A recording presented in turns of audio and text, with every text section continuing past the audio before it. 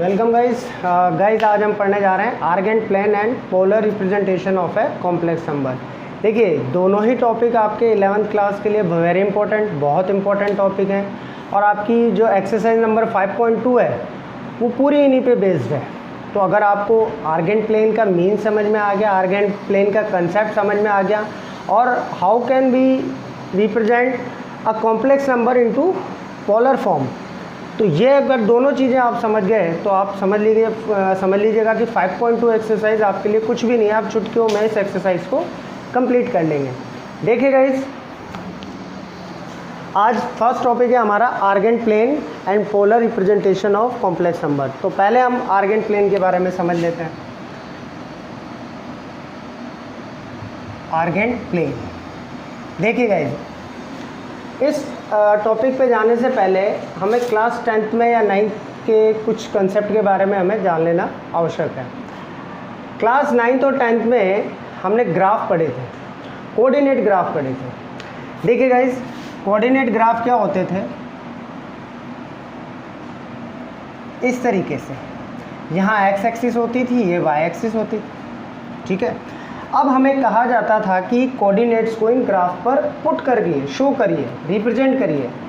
For example हमें दे दिया जाता था कि 2 और 3 या फिर 4 और 5 या 1 और 2 या नेगेटिव भी -1 -2 या कोई भी, हम किसी भी तरीके के कोऑर्डिनेट जो रियल नंबर में होते थे उन कोऑर्डिनेट्स को हम पुट करने के लिए इस ग्राफ का यूज़ करते थे और इसे हम बोलते थे कार्टेशियन प्लेन, कार्टेशियन प्लेन, ठीक है गाइस। ये हम क्लास 9th और 10th में पढ़ चुके हैं। हम कैसे रिप्रेजेंट करते थे इन कोऑर्डिनेट्स को इस ग्राफ पर, वो भी देख लेते हैं। फॉर एग्जांपल हमें दिया गया कि 2 और 3 रिप्रेजेंट करिए। हम जानते हैं कि ये वाई एक्सिस होती है, जो वर्टिकली एक्सिस होती है उसे हम वाई एक्सिस कहते हैं और जो हॉरिजॉन्टली एक्सिस होती है उसे हम एक्स एक्सिस कहते हैं। फॉर एग्जांपल जहाँ पे दोनों एक्सिस एक दूसरे को इंटरसेक्ट करती हैं उसे हम पॉइंट ऑफ ऑरिजिन कहते थे, यहाँ पे हम 0 पुट करते थे।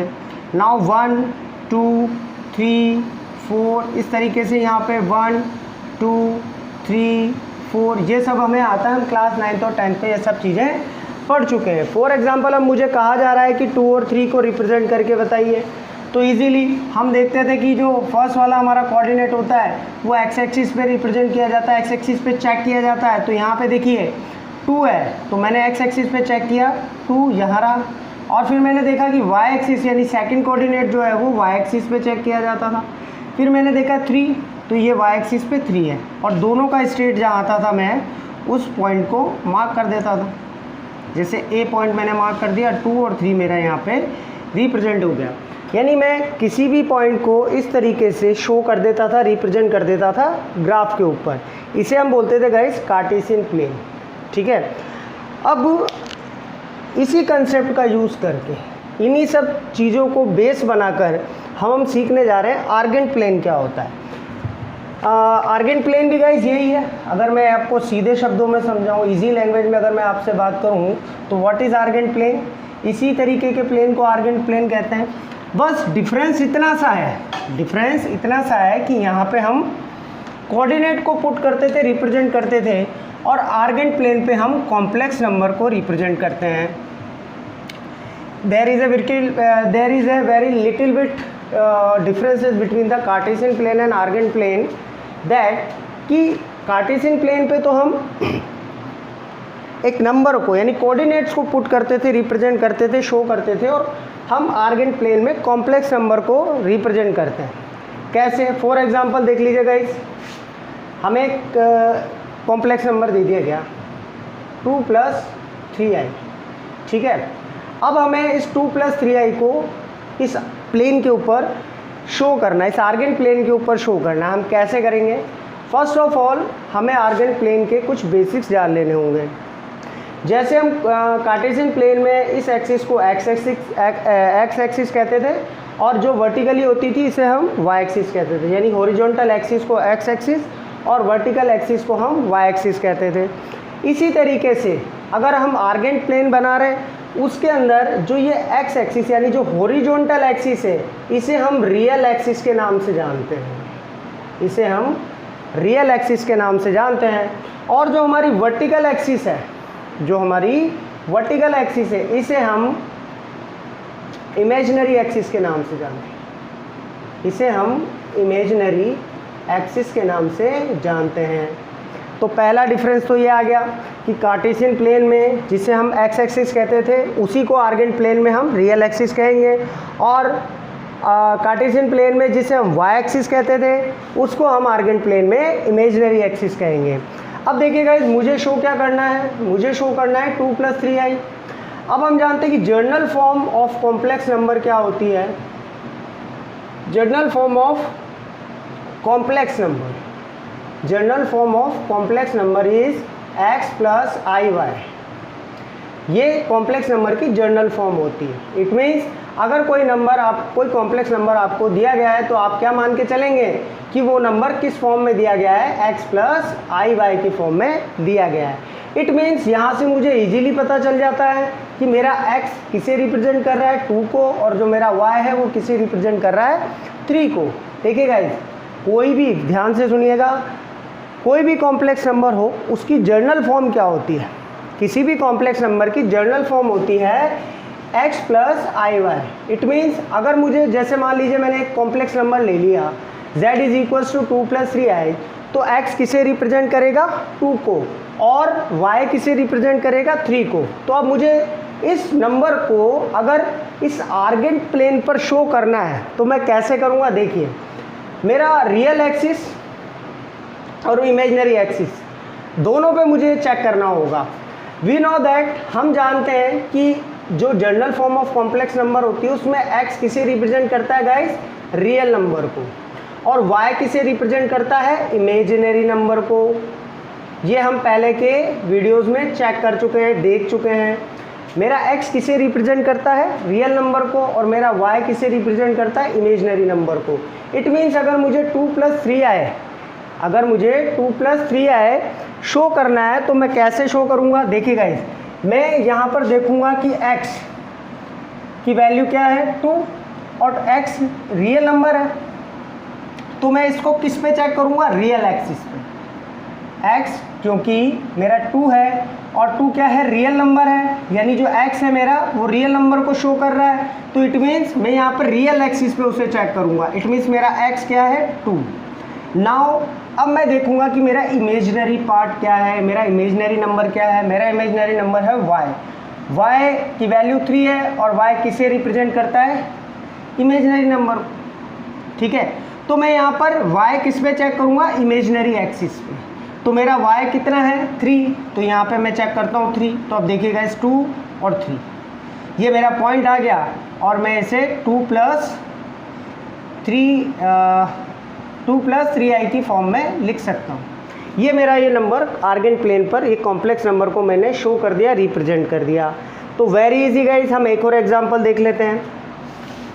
देखिए गाइस, हम एक बार और इस पूरे कंसेप्ट को समझने की कोशिश करते हैं अच्छे से, ताकि ये जो पूरा आर्गेंट प्लेन का कंसेप्ट है वो आपको क्लियर हो जाए। अब हम बात करते हैं कि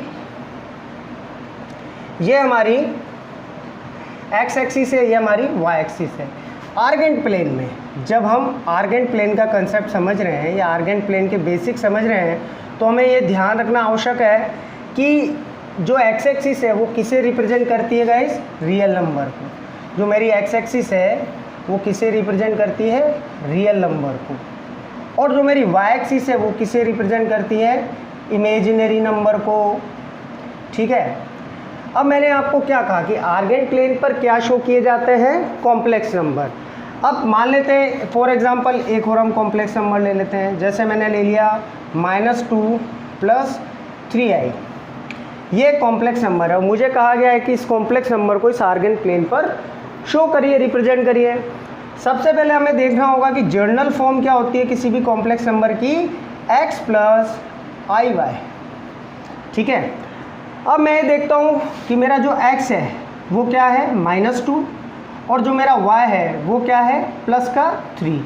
इट मीन्स अब अगर हम general form of complex number पर जाते हैं तो हमने ये पहले के वीडियोस में पढ़ रखा है कि x किसे रिप्रेजेंट करेगा, रियल नंबर को, ठीक है गाइस, और y किसे रिप्रेजेंट करेगा, इमेजिनरी नंबर को। y किसे रिप्रेजेंट करेगा, इमेजिनरी नंबर को। अब देखिए गाइस, यानी x मुझे रियल नंबर है तो मुझे ये रियल एक्सिस पे शो करना है, यानी ये मेरी जो है ये x की जो एक्सिस है वो रियल एक्सिस है। तो रियल एक्सिस पे मुझे क्या शो करना है, -2। तो अब हम यहाँ पे कोऑर्डिनेट पुट कर लेते हैं 1 2 3 4 -1 -2 -3 -4 1 2 3 4 1 2 3 4। ये हमारा आर्गेन प्लेन बना। अब देखते हैं हम इस कॉम्प्लेक्स नंबर को कैसे शो करते हैं। मैं x पे क्या चेक कर रहा हूँ गाइस, -2, तो मेरा x का -2 कहाँ है, ये रहा। अब मुझे y पे क्या चेक करना है, मुझे y पे चेक करना है 3। इट मीन्स मुझे इमेजिनरी एक्सिस पे क्या चेक करना है, 3। तो मैं देखता हूँ यहाँ पे y पे प्लस का 3 कहाँ है गाइस, ये रहा। तो ये मेरा कॉम्प्लेक्स नंबर यहाँ पे पुट हो जाएगा। इट मीन्स -2 और 3। तो इस तरीके से हम कोई भी कॉम्प्लेक्स नंबर को आर्गेन प्लेन पर शो कर सकते हैं। बस एक छोटा सा डिफरेंस है, हम कार्टेशियन प्लेन में इसे x एक्सिस मानते थे, इसे y एक्सिस मानते थे, जबकि हम आर्गेन प्लेन के अंदर इसे रियल एक्सिस नाम देंगे और इसको इमेजिनरी एक्सिस नाम देंगे। तो इस तरीके से हम किसी भी कॉम्प्लेक्स नंबर को आर्गेन प्लेन पर शो कर सकते हैं, रिप्रेजेंट कर सकते हैं। तो ये गाइज हमारा आर्गेन प्लेन का कंसेप्ट ख़त्म हुआ। अब हम बात करते हैं polar representation of complex number की। देखिए गाइस, पोलर रिप्रेजेंटेशन कैसे हो सकती है किसी भी कॉम्प्लेक्स नंबर की, या किसी भी कॉम्प्लेक्स नंबर की पोलर फॉर्म क्या होती है, इसके बारे में हम अच्छे से समझेंगे, ध्यान से समझेंगे। सबसे पहले हम एक आर्गेन प्लेन बना लेते हैं इस तरीके से। This is my imaginary axis and this is my real axis and imaginary axis।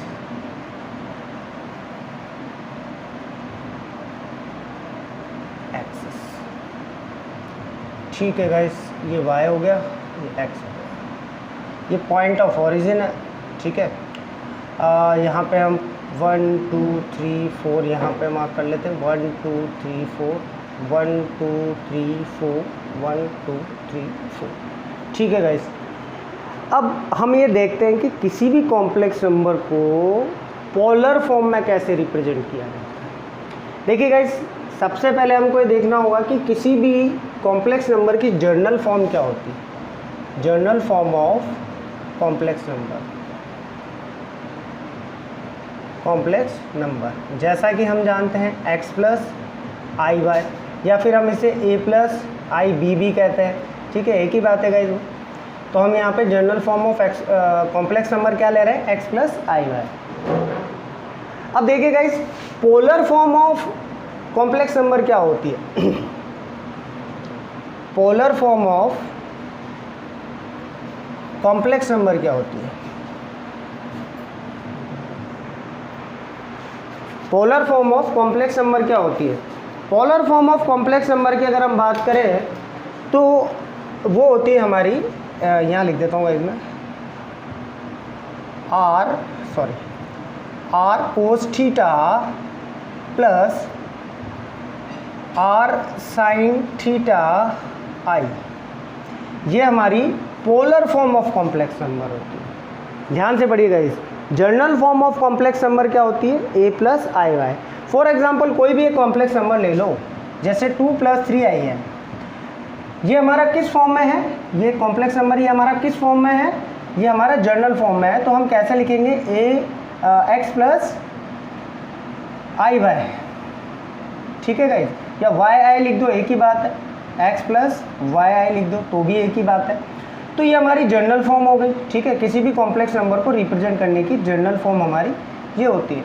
अब हम कॉम्प्लेक्स फॉर्म की बात करें, पोलर फॉर्म की बात करें किसी भी कॉम्प्लेक्स नंबर को लिखने की, तो हमारी पोलर फॉर्म क्या guys, r cos theta plus r sin theta i। अब देखिए गाइस, यहाँ पे अगर मैं r कॉमन ले लेता हूँ तो क्या बन जाता है cos theta plus sine theta i, या आई साइन थीटा, ठीक है, आई साइन थीटा। अब आप ध्यान से देखिएगा गाइस, जो मैंने जर्नल फॉर्म लिखी और जो मैंने पोलर फॉर्म लिखी वो दोनों सेम है। कैसे, देखिए गाइस, x जो है मेरा वो मेरा किसे रिप्रेजेंट कर रहा है, कोस थीटा को, और जो मेरा y है वो मेरा किसे रिप्रेजेंट कर रहा है, साइन थीटा को। इट मीन्स अगर मैं यहाँ पे देखूँ, चलिए हम इस वाली ऊपर वाली फॉर्म से समझते हैं। देखिए गाइस, मेरा x जो है वो यानी जो रियल नंबर है वो किसे रिप्रेजेंट कर रहा है, r कोस थीटा को, और जो मेरा इमेजिनरी नंबर है वो किसे रिप्रेजेंट कर रहा है, r साइन थीटा i को। It means x equals to r cos theta and iy equals to r sin theta I. It means y is equals to r sin theta and x is equals to r cos theta. अब ये form journal form को हम polar form में कैसे convert करते हैं, ये polar form बनी कैसे, हम इसके ऊपर जाते हैं, हम इस चीज़ को समझने की कोशिश करते हैं। किसको गाइस, ध्यान से समझिएगा कि जर्नल फॉर्म, जैसा कि अभी मैंने कहा कि मेरा x किसे रिप्रेजेंट कर रहा है, r cos थीटा को, और मेरा y किसे रिप्रेजेंट कर रहा है, r साइन थीटा को। तो ये मैं क्यों कह रहा हूँ, ऐसा मैं क्यों कह रहा हूँ, या मैं x को r cos थीटा के इक्वल क्यों ले रहा हूँ और y को r साइन थीटा के इक्वल क्यों ले रहा हूँ। तो इसके लिए हमें polar form of complex number के डेरिवेशन पे जाना होगा, यानी हमें ये देखना होगा कि ये जो पोलर फॉर्म है ये बनी कैसे है।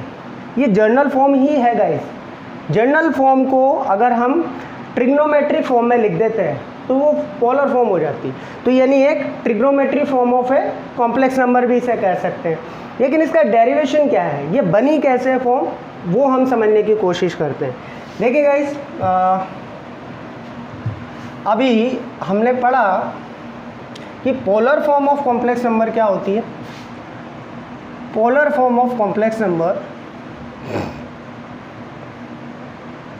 Polar form of complex number is r cos theta plus r sin theta I।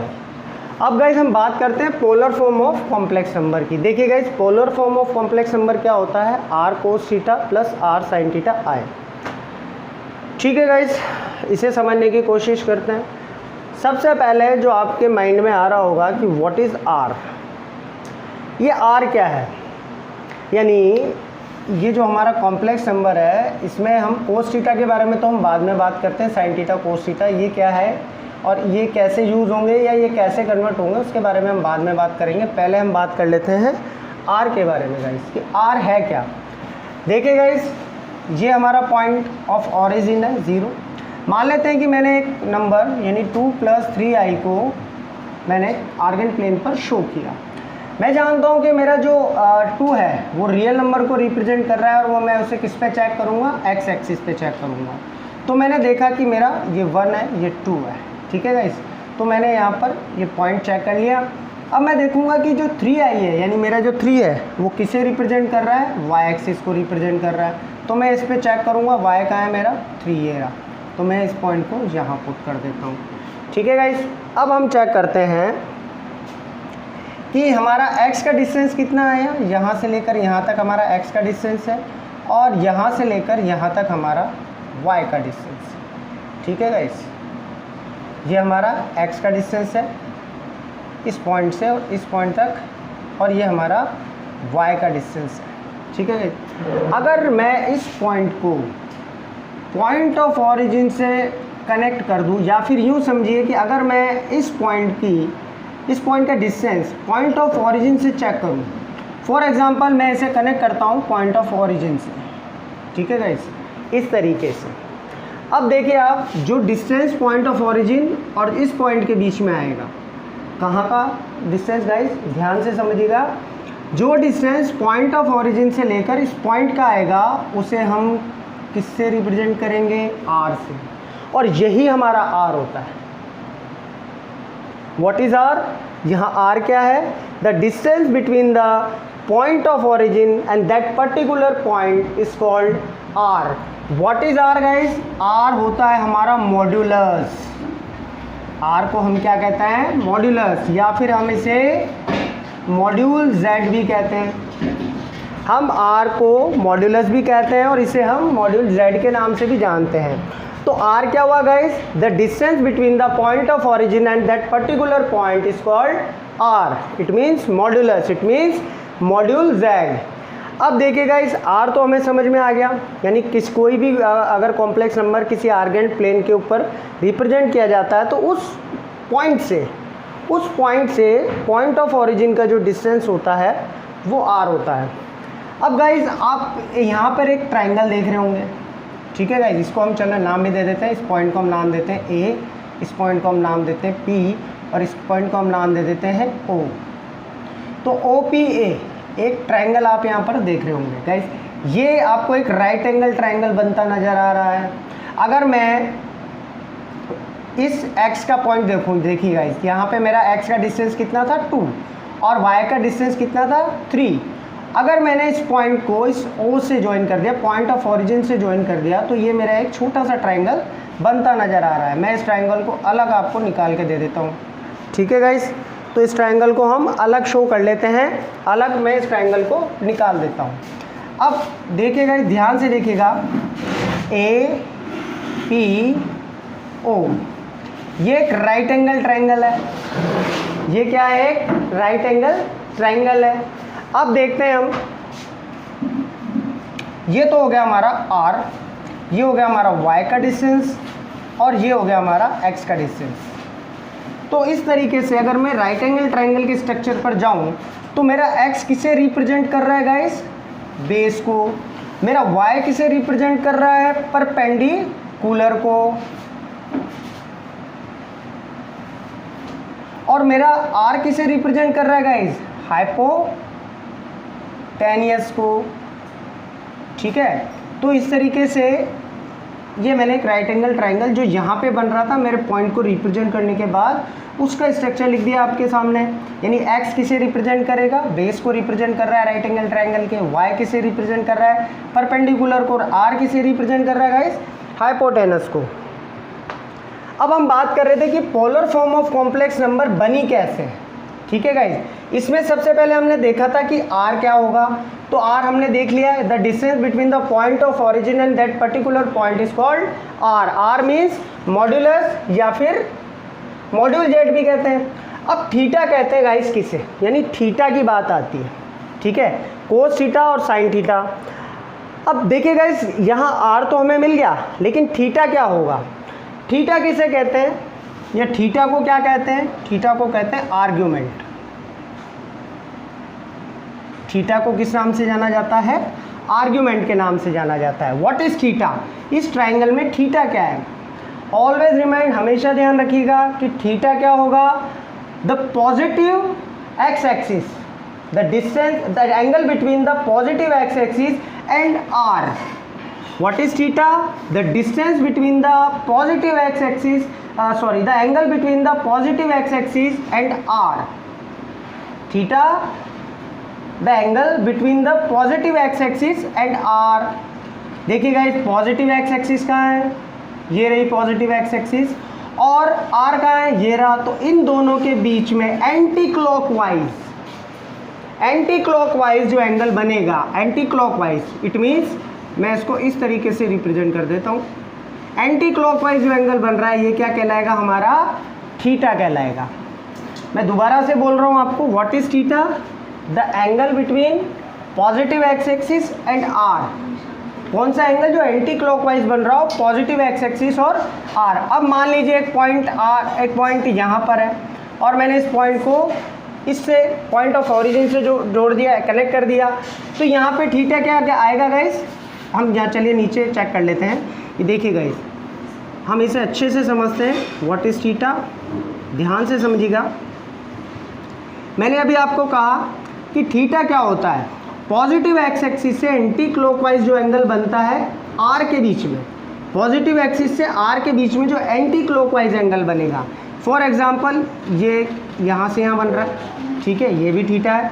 अगर मान लेते हैं हमारा पॉइंट इस जगह पर है, अगर हम मान लेते हैं हमारा पॉइंट इस जगह पर है, तो हम देखते हैं कि हमारा पॉइंट इस जगह पर है, तो हम देखते हैं कि ये हमारा आर है और इस पॉजिटिव एक्स एक्सिस से लेकर यहाँ तक जो एंगल जाएगा एंटी क्लॉकवाइज वो हमारा थीटा होगा।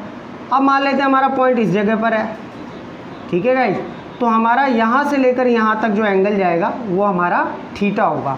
और अगर पॉइंट हमारा इस जगह पर है तो यहाँ से लेकर यहाँ तक जो हमारा एंगल जाएगा वो हमारा थीटा कहलाएगा। तो what is theta guys? Theta is a angle between the real x axis या positive x axis and r, between positive x axis and r, the angle between positive x axis and r is called theta. अब guys हमने ये भी समझ लिया कि theta क्या है और हमने ये भी समझ लिया कि आर क्या है। अब देखिए गाइज, इस पूरे polar form of complex number को हमने जनरल फॉर्म का एक पार्ट माना था, यानी जनरल फॉर्म का एक कन्वर्जन माना था। वो क्यों माना था या इस polar form of complex number की डेरिवेशन क्या है उस पर हम चलते हैं। अब वापस से हम आते हैं इस हमारे ट्राइंगल पर जो हमने यहाँ पर बनाया था।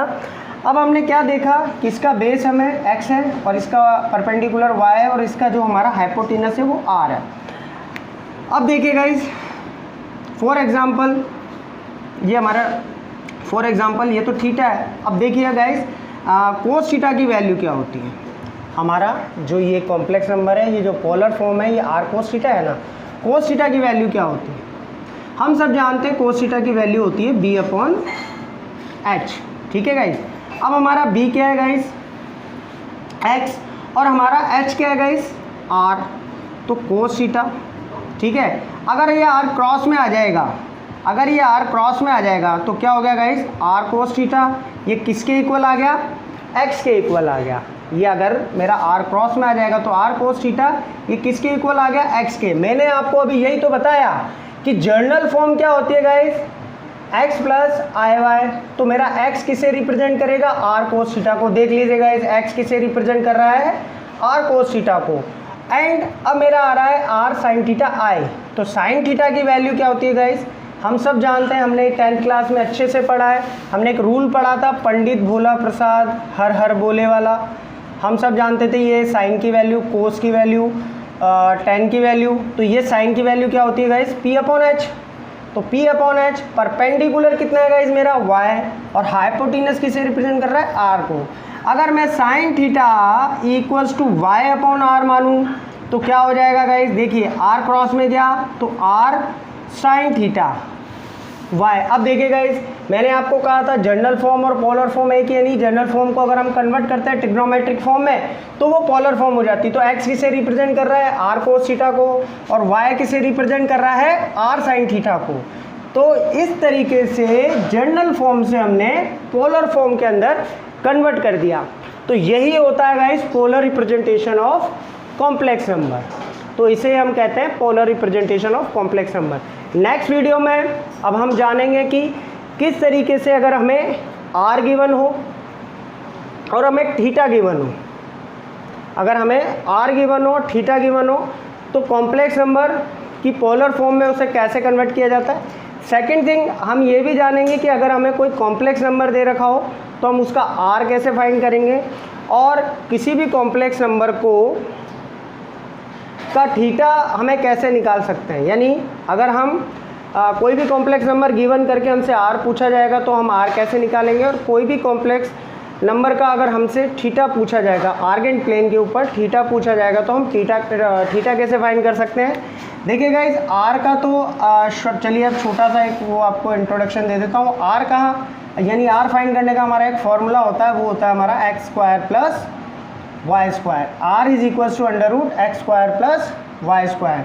एंड थीटा के लिए हम नेक्स्ट वीडियो में बात करेंगे कि थीटा को कैसे फाइंड किया जा सकता है if a complex number given. मान लेते हैं कि कोई हमें कॉम्प्लेक्स नंबर गिवन कर दिया गया है, हमसे पूछा गया है कि मॉड्यूलस बताइए और आर्ग्यूमेंट बताइए, तो हम थीटा को कैसे फाइंड करेंगे, यानी आर्गूमेंट को कैसे फाइंड करेंगे। r यानी मॉड्यूलस तो हमने फाइंड कर लिया इस फॉर्मूले से, लेकिन हम थीटा कैसे फाइंड कर सकते हैं वो हम नेक्स्ट वीडियो में सीखेंगे।